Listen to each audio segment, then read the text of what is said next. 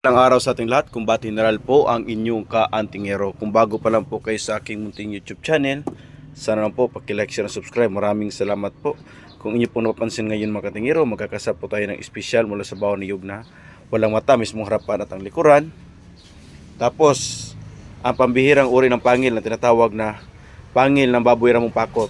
Pag sinasabing pakot, ito yung mga hinahanap ng mga tingero. Sa bawat grupo ng mga baboy ramo sa bundok, may parang tinatawag silang leader dyan. Yung pinakamalaki sa lahat, tinatawag na pakot. Ganito na ang kanyang ngipin. Halos talikop na po mga kantingero. Yan.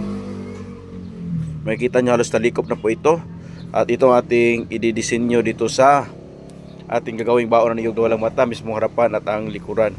At syempre may formula na yan nating nilagay. Punong-puno po yan ang formula. Yung tested na tinatawag namin itong original haring bakal na formula. Ayan.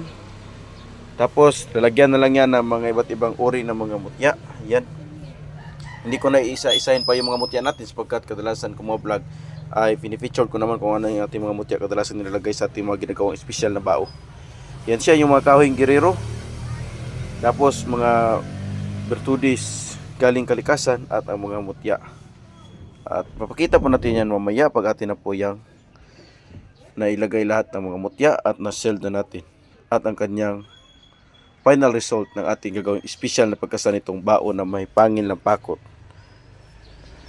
Yan. Dito pa lang ay talagang special na sapagkat pangil ng pakot na baboy ramo ang ating ilalagay. Okay. Ayan na siya kung ating pagmasdan. Ayan. Sakto-sakto lang po ang bao sa sirkulo ng pangil na baboy ramo ng pakot. At yan yung formulan sa loob. Sinilyuhan na rin natin itong ilalim para hindi talaga pasukan ng tubig. Yan. Ayan siya. Ang mismong harapan at ang likuran. Tapos may formula na. Tapos ilalagay na lang dyan yung mga mutya at pertudis galing kalikasan. Tapos may kaunti tayong ritual na gagawin.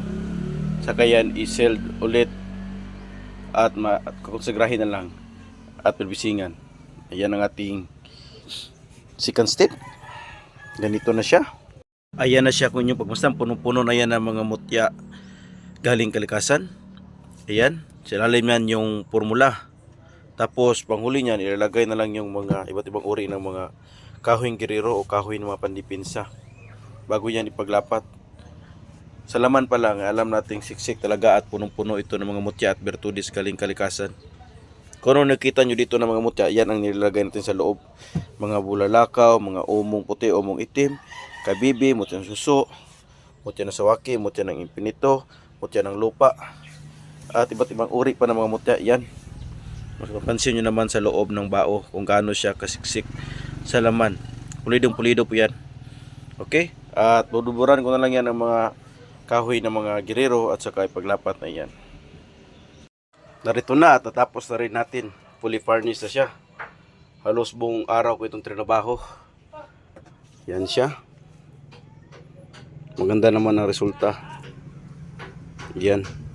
Ang nagpapaganda nito lalo ay itong pangil na halos talikop na yung tinatawag na pangil ng baboy ramong pakot. Ito ay pambihirang uri ng pangil na kadalasang hinahanap dito sa Mindanao. Ito kasi kadalasan ginagamit ng mga tingero dito na uri ng pangil. At dinisenyohan natin ng beds na pagkakay na libon. Tapos Rhodraxia seeds.